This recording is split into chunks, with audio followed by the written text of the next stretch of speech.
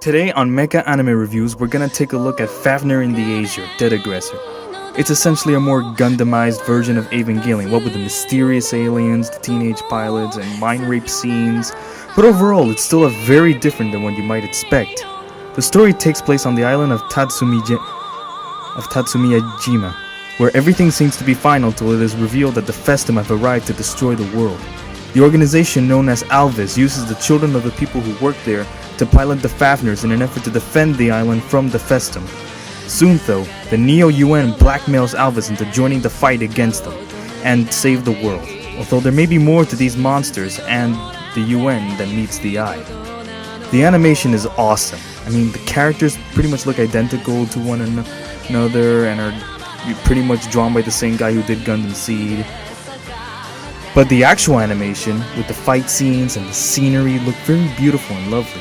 The soundtrack though is pretty generic, nothing really stands out or gets your attention.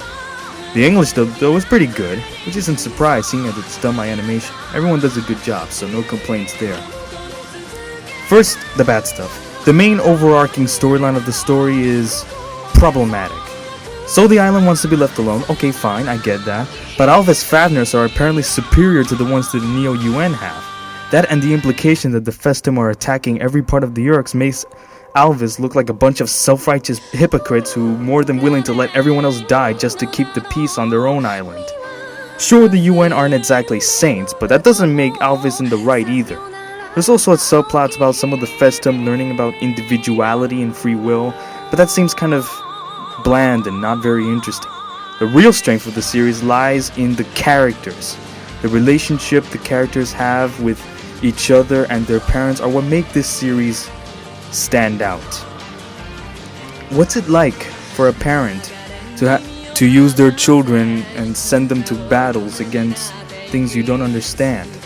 How are the friendships and love between the characters affected by the war?